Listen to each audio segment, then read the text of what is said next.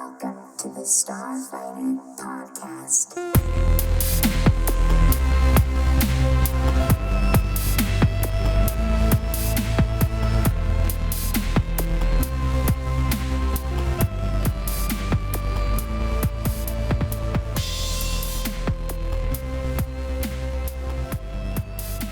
All right, how's it going, everybody? We are back here at the Starfighter Podcast.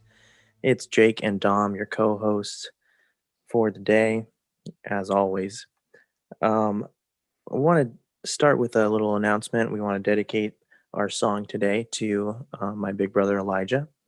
That song is an original called TIE Fighter E.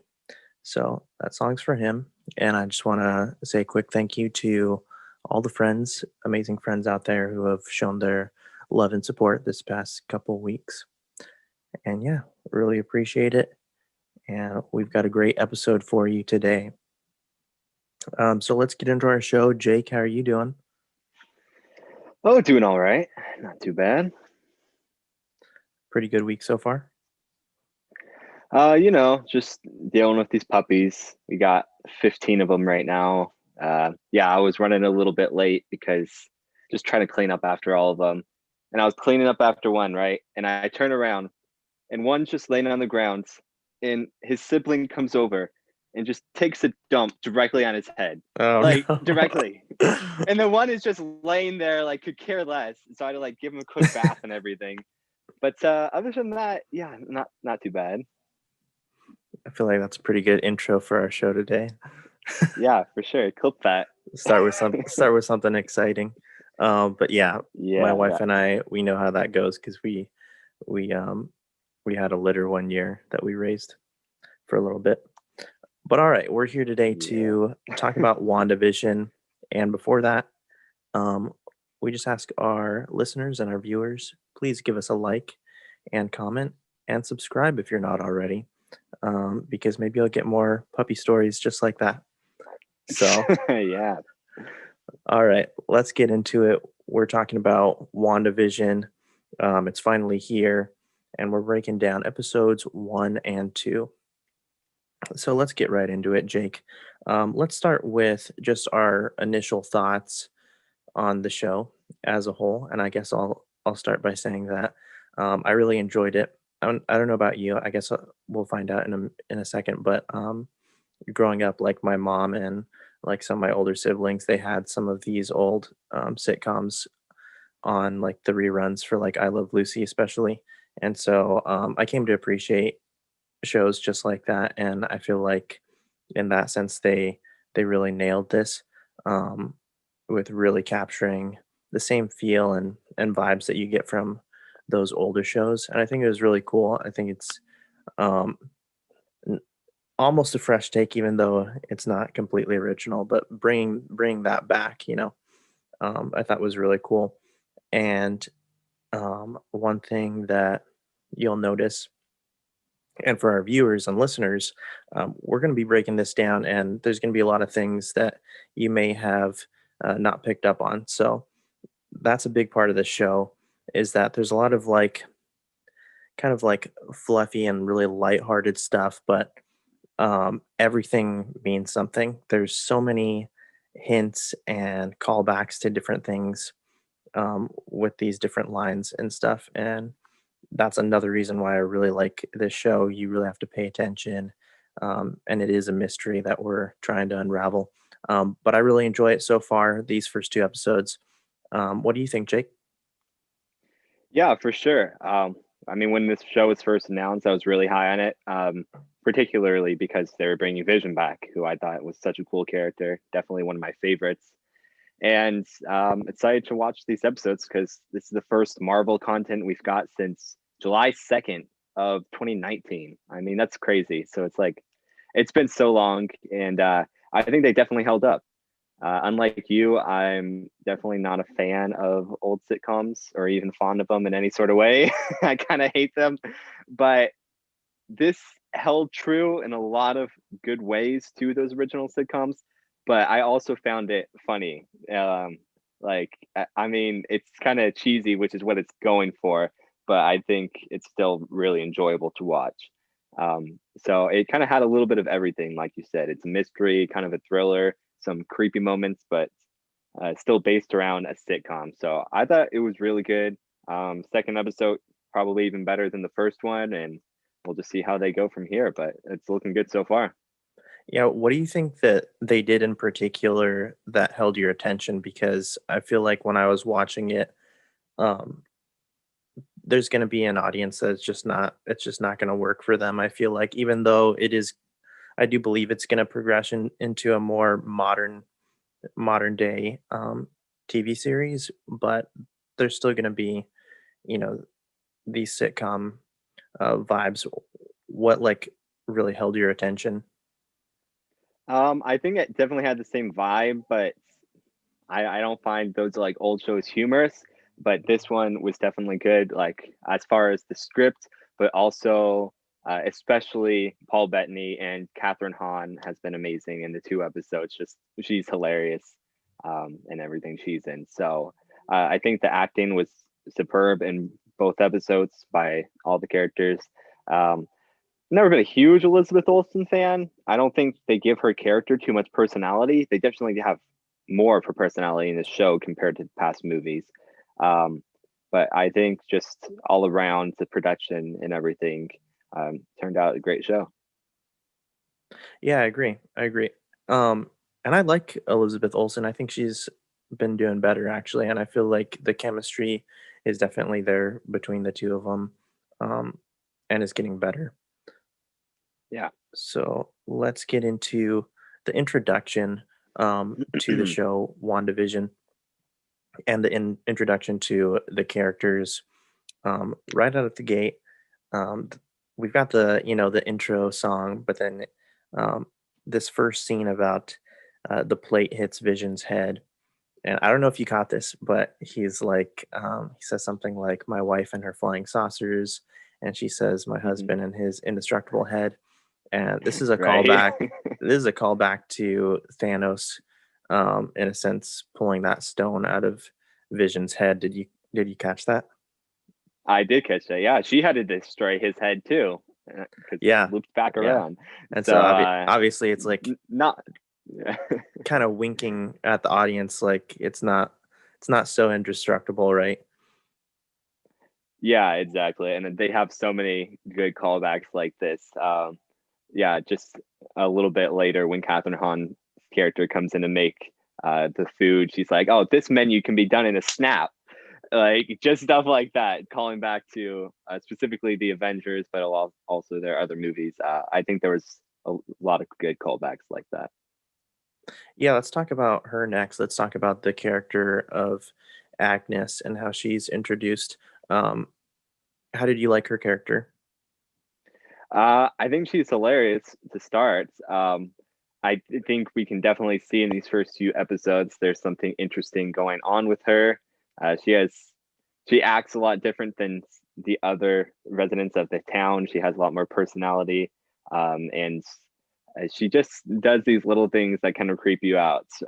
Nothing really too out of the ordinary, but from this like perfect world that Wanda has created, she's definitely an off character.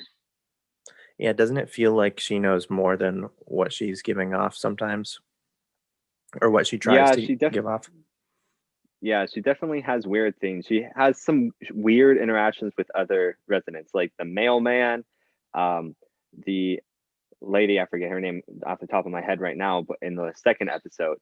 But then also, I found out a few things weird. I don't know if you noticed, but she mentioned like three times in the first two episodes, my husband Ralph, which was kind of weird. I could see him being like a real person or possibly the villain or something like that, because in the comics, if she does turn out to be Agatha Harkness, she usually serves Mephisto. So it could be something like that, or it could just be, who knows. I mean, there are so many little things that we're trying to look for. Maybe just a few of these are just coincidental, but I guess we'll see. Yeah, I guess we'll see, and we'll talk more about her as we go on, I'm sure. Let's talk about um, Vision's story arc in episode one and how he goes off to work. And another big part of this well, we see the plot in episode one is this dinner that they're going to be hosting for the Hearts, which is Vision's boss and his wife. But it's also um, so that's the plot, but it's also this kind of like joke because they don't quite realize, what this day means exactly, as far as the calendar goes and the heart on the calendar.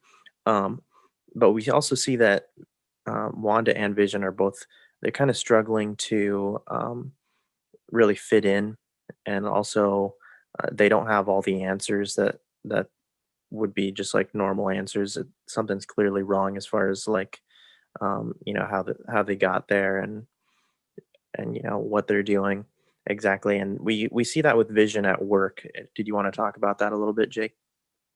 Yeah, I definitely see that going from like Wanda's side of like, oh, is this our anniversary? What's going on? Like, obviously, you should know your anniversary if you got married. But then Vision's side, that it was kind of funny. He doesn't even really know what he's doing. He's just basically computing, which is funny because he's kind of a robot computer, so it works for him. But yeah, it's definitely interesting. You kind of feel like where you start off in the show, that's kind of how they started. Like, who doesn't seem like they've been doing this whole world for too long. Like they just kind of jumped into it and started going Yeah, about, but don't really understand why. and um, he doesn't really know what he's doing at work, Yeah. which is kind of it's strange. Um, and yeah, I want to talk about this toaster commercial that we get. Um, and this is a big scene, but we get uh, toaster this toaster by Stark Industries. You probably caught this too, um, but the I believe it's the day, or what is it?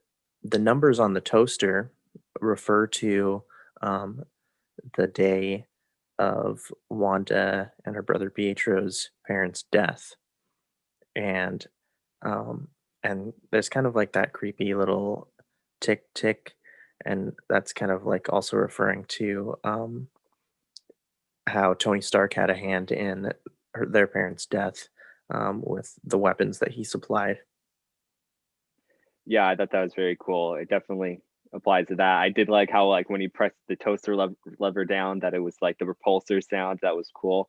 But with both of these commercials, it sounds like these are things that like she's trying not to remember. So the first one was like Tony Stark, which obviously, like you pointed out, led to her parents' death. They hated him in Age of Ultron, her and her brother. But then the second one that we'll see in a little bit with Strucker, who's the one who experimented on them and turned them into what they are now. Definitely two of her worst memories that she has. And then they take those memories and turn them into spoof commercials, which is funny, but it's definitely a little creepy at the same time. Yeah, something I wanted to bring up in a previous episode, but I feel like this is a better time to bring it up with Tony Stark.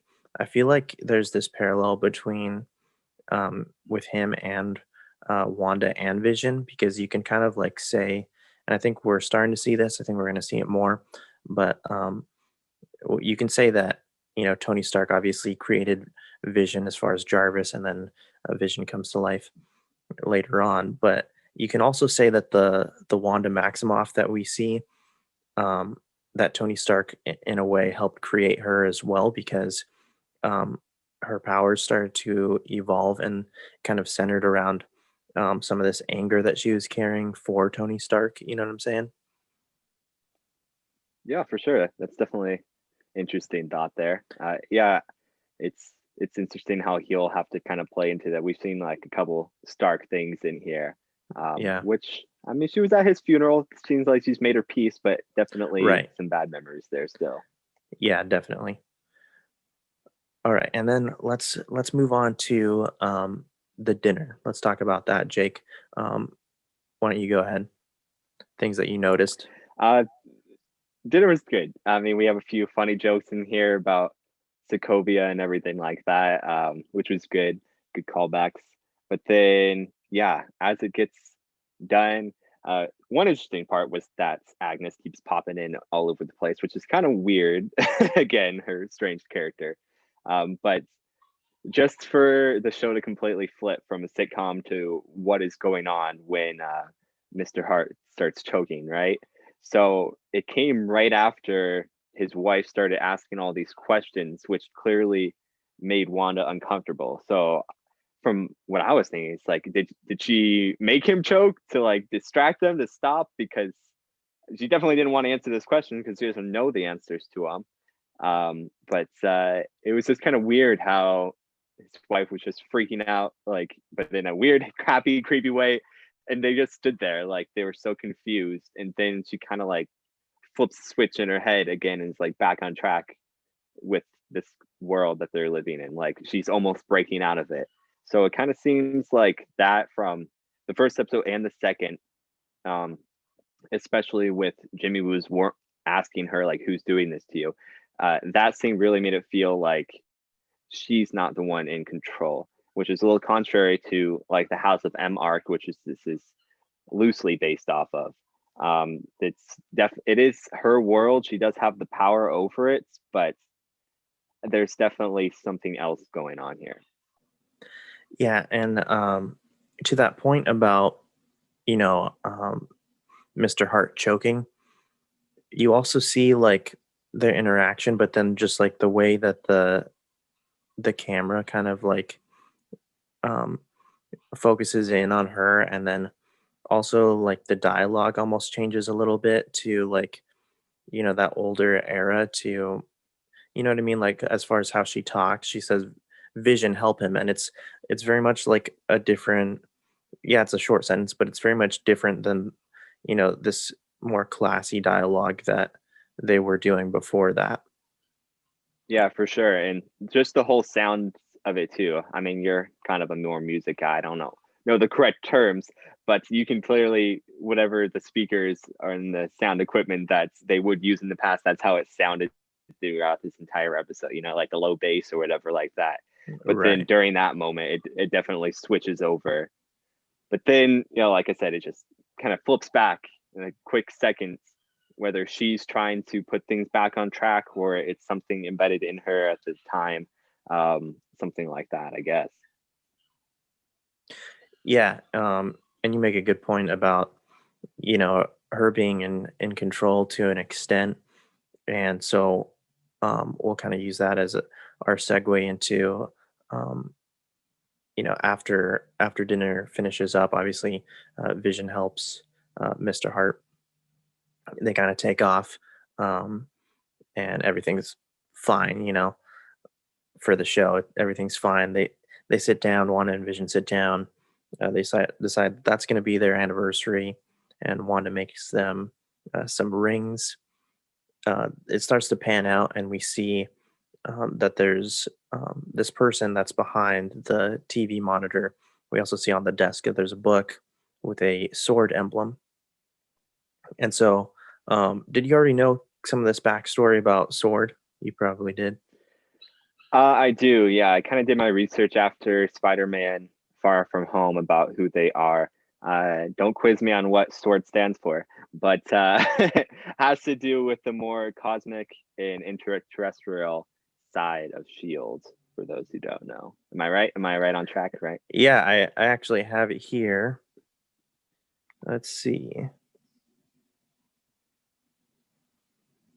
Do I? Okay, so well, yeah, basically you said it right. Apparently I don't have it. Um, but yeah, and I guess they've changed it. The W now means, it used to mean world, but now it means weapons. But it's sentient weapons. I think. Observation and response department. Thank you. Yeah. So now it's weapons instead of world. It's weapons for the Marvel universe. Um, and what's interesting about this too is that um, I don't know. I was always of the mindset that this is how they're going to bring in the X-Men, because I had heard that, but then I had also heard, no, they're not going to do that, because Peter Evans isn't going to be Quicksilver. supposedly he's not going to be Quicksilver anymore. I've heard that he might be a villain actually, and someone completely different.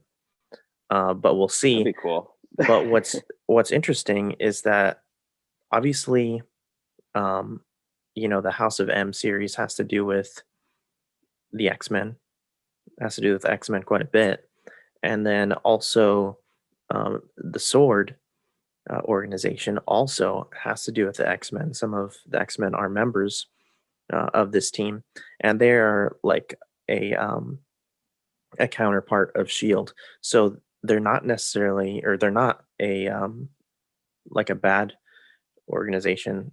Supposedly, they're more on the good side, like Shield, um, which then goes back to your point about Wanda kind of being in control, but at the same time, um, where is she in terms of like her mental state? You know what I mean? Has she started to kind of lose it? Is she like shutting out? Like um, the help that she once had, like her friends that are still around. What do you think about that?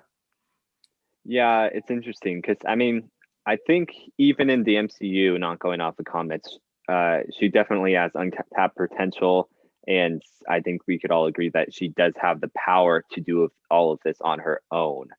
Um, if it could be under something that somebody tricked her into doing this, it would seems a little bit more like that. There was one thing that kind of has to do with it, so I'll bring it up now. But have you noticed all the hexagons in the show? I saw a few theories about that. So it's really weird. There's a lot of like references to like bees and honeycombs and hexagons. So like each episode ends with their faces in a hexagon, like kind of like the old circle that would be used on TV shows, but it's a hexagon.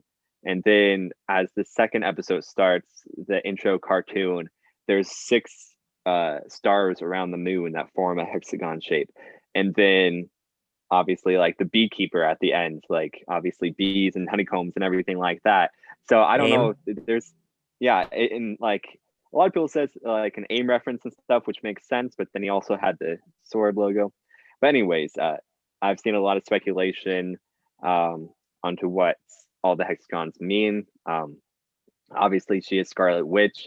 Uh, in the comics, her blasts that she emits are called hex spheres, but also the word hex could mean like a spell or a curse. So she could have like a hex on her that's messing with her mind from somebody else and causing her to do these things. I don't know, but definitely keep an eye out for hexagon shapes in the next few episodes here. Yeah, that's a good point. I didn't notice the hexagon thing. I I had didn't something. either. Somebody else mentioned it to me. I did notice a couple other things that could be referencing AIM, though. Obviously, the beekeeper or yeah, the beekeeper that we'll talk about in episode 2. But backtracking just a little bit back to dinner. I don't know if you saw this or heard about this, but the wine bottle that they have for dinner, has some French name, but it translates to House of Contempt or House of Misery, which again is just going back to that storyline of House of M. So I thought that was pretty cool. Yeah, that was cool. For sure. I think we can get into episode 2. What do you think? Yeah, definitely. Got a lot to say about this, so let's keep it going. Yeah, I think episode 2 um, kind of stepped everything up a little bit, and I really enjoyed it. So this plot for episode 2 centered around Wanda and Vision performing at this town talent show, and so I want to get your thoughts on this real quick. We see that Vision, his stage name is going to be Illusion, and Wanda's stage name is going to be Glamour. I feel like this is kind of a hint that Vision could be, in fact, an actual illusion that Wanda is making. And then, Wanda she has like her hand in this and like is trying to make things glamorous and kind of like pulling the strings. But at the same time, we know that someone else is probably pulling the strings too. But did you get that reference as well? Yeah, I think they could go a few different ways, but definitely stuff like that. I saw one thing that in the first episodes, like the beauty magazine that Agnes is trying to give her tips from was called Glamorous, and then she could have taken that name Glamour or Oh, something okay. like that. Um, but yeah, I think this is definitely going to be a show like you go back and watch it and you catch all these references that you didn't get the first time, which obviously I'm looking forward to doing. So yeah, every little thing you can feel like is a clue that you're trying to understand. Yeah, definitely. And speaking of clues, let's talk about this helicopter that Wanda finds. She walks out the door. She's headed to this meeting with the other ladies, but talk to me about this. What's your take? Yeah. So as we can see, it's the only thing in color, which obviously is strange. Um, but it also has, again, the sword logo. So as we've seen from the trailers, it seems as though they're in a town that people cannot enter. And then like the FBI is set up outside of it. That's pretty much almost confirmed at this point. So what it seems like is somebody was flying a helicopter or something above their city and got too close and was then kind of sucked down and transformed into a toy to kind of warp the reality of everything like that. Because it definitely looks like something from Sword. So again, with like the person in the beekeeping suit trying to break in, it definitely seemed like he was somebody from Sword trying to infiltrate. And for some reason, when he pops up, he looks like a beekeeper because things are a little bit twisted in this world. But both things, when she sees something from Sword, she knows kind of to get rid of it and everything like that. It's definitely something that is upsetting the balance. You think it's just coincidence that it's Iron Man colors? That was interesting. Yeah, usually you would think it would be more of something covert and black or something like that. Um, it does seem as though the only things in color for the first couple episodes were red things, like the And toaster, yeah, the blinking red light, the red helicopter, the blood. Um, things were only red. So I don't know if that's part of it, but it was interesting that those were really the only things you see. yeah, definitely.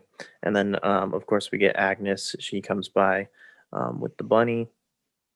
She greets the mailman. We were kind of talking about this a little bit, but she does that, that like stick him up little gesture, and he's like, "Don't shoot, I'm just the messenger." And it's stuff like that. It's again, it's stuff that can like go over people's heads, but I feel like it does have a deeper meaning. Like again, I do think that Agnes knows more than what she's telling everyone. I feel like maybe she's behind some of this. Maybe like you said, maybe she is a different kind of villain, or maybe she is with Sword. I guess we'll have to see. It's going to be really interesting for sure. Did you have anything you wanted to add to that?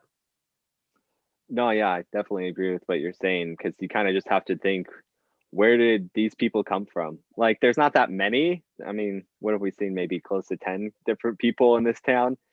Yeah, They all pretty have to come small. from somewhere.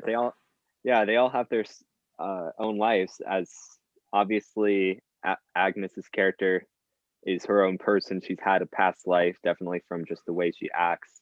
And then we also later see Monica's character, but I'm sure we'll talk about that. So people are coming from outside in some way. I wouldn't be surprised if the Earths are all sword agents or something like that who, upon entering, got put in this reality and can't understand anything why. And that's why Sword might be hesitant to send more people in or anything like that. So be interesting to see.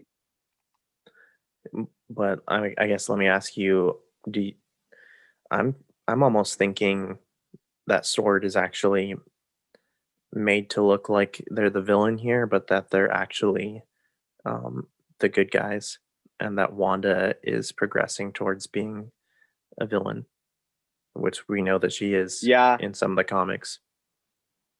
sure. Yeah, she definitely does her own thing. But I would be shocked if Sword was anything other than the good guys. And then I'd also be shocked if Wanda, although she's might be accidentally doing something wrong, I'd be shocked if she was doing anything purposeful. It could come into a decision at the end of whether keeping Vision alive or something like that is up for grabs, because obviously he's not really supposed to be there, along with this whole town that she's, for the most part, enjoying living in. So I think that'll kind of be where it goes. And obviously it's going to set a lot of things in motion and screw up the multiverse in some ways. Right. And so now we have Wanda and Agnes, and they're um, Agnes introduces Wanda to the character of Dottie, which I think could be, we didn't haven't seen too much from her, but I think um, she could be a really interesting character as we see her progression in this show as well. I'm also getting some like slightly creepy vibes from her every once in a while too. Um, but do you want to talk a little bit more about this meeting that they all have, Jake? Yeah, I definitely got those vibes from her too. So yeah, to start out the meeting, there's the weird thing that they're all organizing this event for the children, when we have yet to see a child in the Yeah, world. It's only adults. There was no children present at this show, it's which weird how they all was like, kind of chant that together too in like a creepy way. yeah, chanting's always creepy. So that's just a weird thing.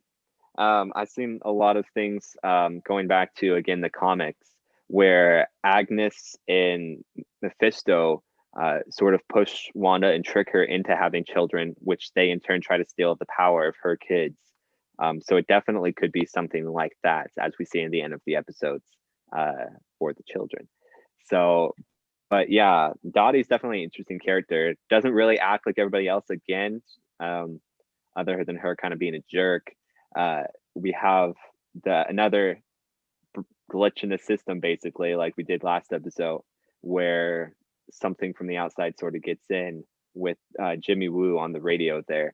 I did want to make one point about the radio, which I found really interesting, is it's playing the song by the Beach Boys called "Help Me Rhonda," which clearly sounds a lot like "Help Me Wanda." Yeah. So I thought that was an interesting reference. What it exactly means, I'm not 100% sure. But yeah, Jimmy Woo asking Wanda, "Who's doing this to you?" And then Dottie breaks the glass in her hands, which kind of snaps everything back to their reality. Again, we see the red in the blood. But then I did not like how Dottie makes the weird comments about knowing how to get blood stains out of white linens. Like, that's creepy. Like, that's, who says that? um, but yeah, overall, interesting meeting and scene here. I've heard that it could be Wanda that broke the glass. What do you think? That would make sense, because like I thought in the first episode that it was Wanda who made him choke. I could definitely see that too. Yeah, it just kind of exploded out of nowhere. Seemed to shock everybody. So yeah, definitely. Yeah, and so then let's go to this Strucker watch commercial. Thought this was really interesting. Obviously, this is a callback to Baron von Strucker, and that's the villain who, you know, kind of studied Wanda and her brother Pietro, and kind of like gave them their powers essentially with the stone. And correct, that's correct, right? Yep, absolutely. Yeah. So he used the stone in order to help them advance with their powers and everything. Um, so yeah, that's kind of this big reference with the watch, but then also we see this Hydra symbol on the watch as well. Um, Anything you want to touch on with this? Yeah, that was pretty interesting. There's definitely been a lot of Hydra. I mean, we first saw Strucker in, I think, a post-credit scene of Captain America: Winter Soldier. So definitely has a lot of ties to that, which is kind of where Wanda and her brother began there. I think it's always interesting. I didn't catch it my first time watching it, but inside their house, they have a painting or a picture on the wall, and it's of that lab, from Avengers: Age of Ultron, where they were tested and on, that we saw in like the first scene of the movie there. when they were first introduced. So yeah, it Oh, definitely wow. has a lot of callbacks and ties to how her and Pietro were created.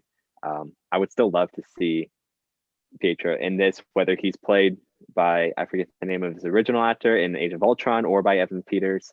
I think that would be pretty cool, but I guess we'll see from there. But interesting to get these calls to, again, evil things with these weird commercials. I would like that too. I think Quicksilver is definitely an underrated character in the Marvel universe. For sure. Um, yeah, and then let's talk a little bit about this meeting that Vision has.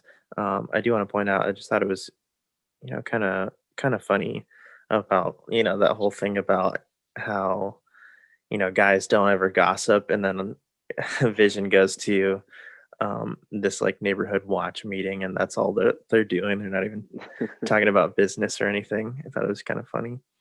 And then obviously, this guy gives him gives Vision a piece of gum.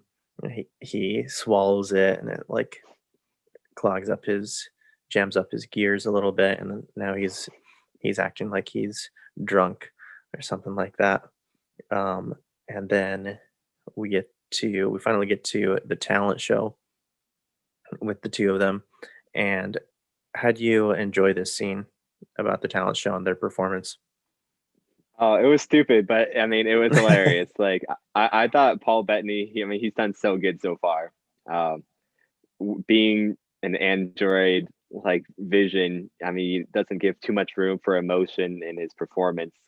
But no, this was pretty hilarious. Interesting, again, that Wanda clearly just has full use of her powers and everything like that. But they're trying to kind of stay hidden and remain normal. But I thought it was pretty funny overall.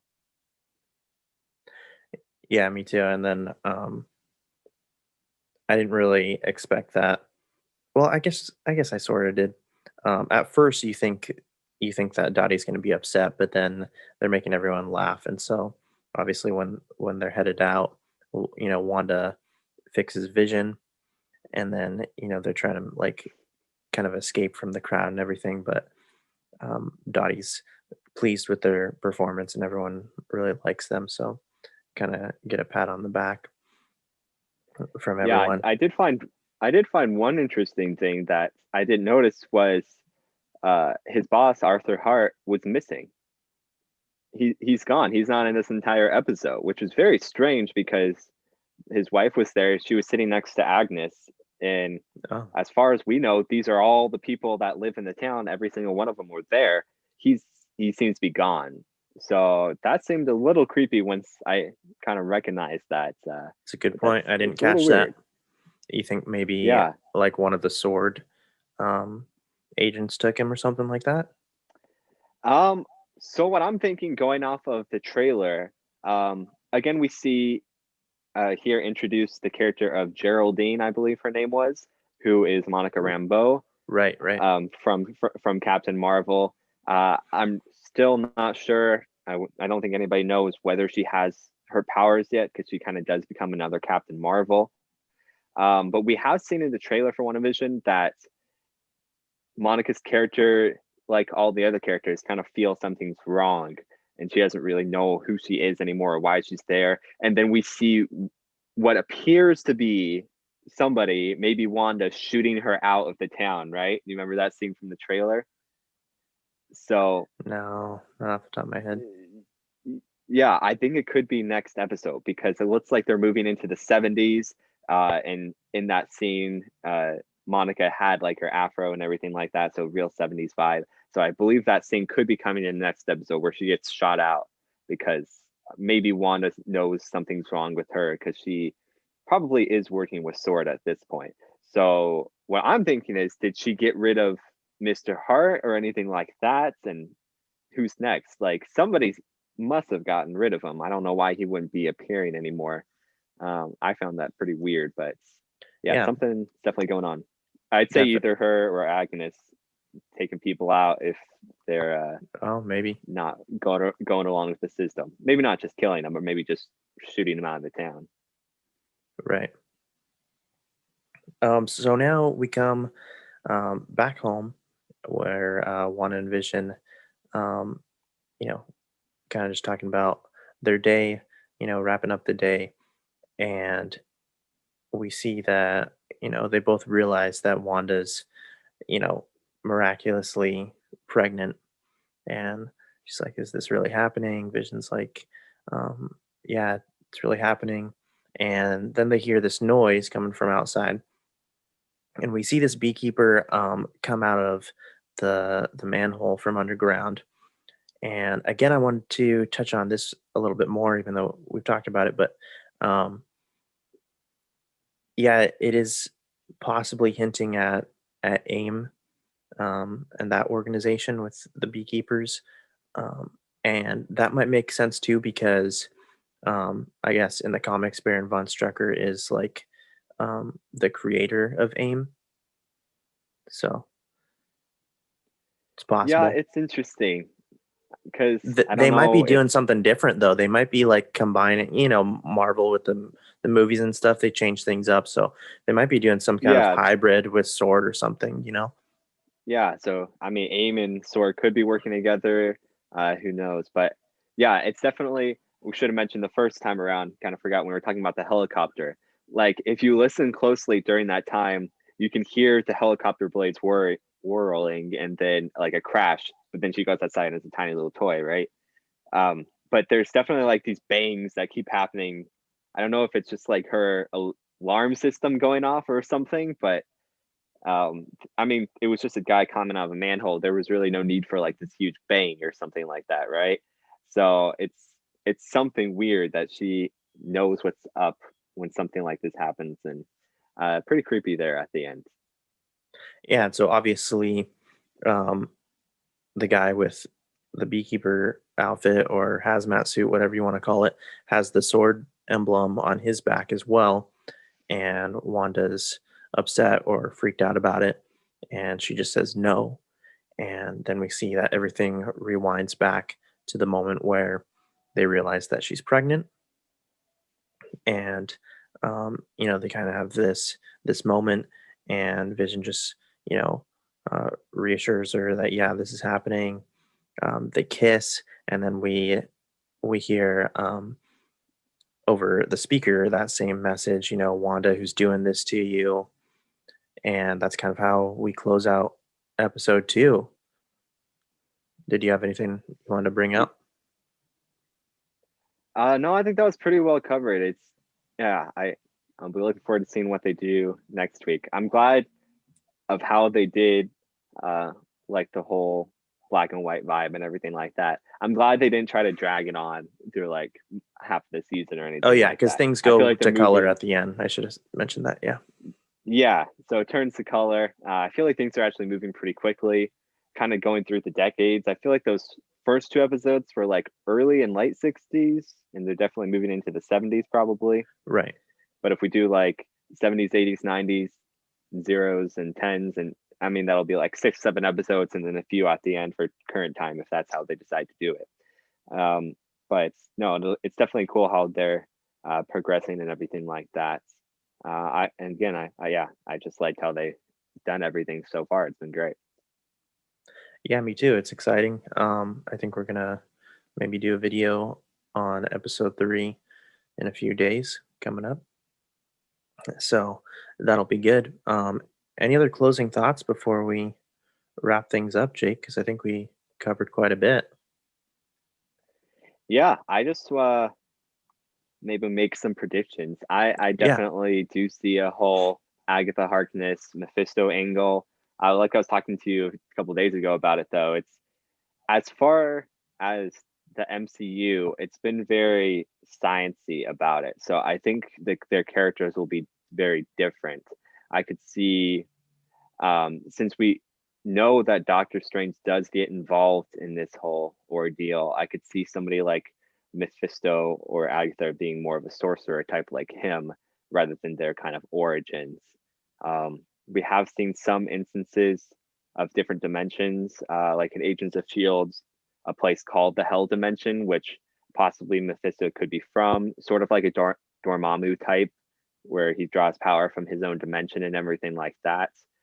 So I think it'll be interesting how they play out these villains. Um, if there is going to be some big villain fight at the end or something like that. But I could definitely see the villain dragging on because we know that Doctor Strange Multiverse of Madness is kind of a direct sequel to this. So I could definitely see this show not really having a huge finale like that, but kind of everything blowing up at the end and you're left hanging on what has happened to the entire world. But no, I do think that's how they're going to go. Personally, how SOAR kind of fits into all of this will be very interesting. It seems a little above their pay grade. Maybe they eventually have to call in Doctor Strange, but we'll see too. I'll be excited to see Monica Rambeau when she actually knows who she is, if she does have powers, or if she's just an agent for now. But yeah, I think it's been pretty calm a couple first episodes, even though it gives these hints of something much bigger. But I just have a feeling next few it's going to blow up and be crazy. Yeah, I think so. I think so too. And yeah, really good points that you just made.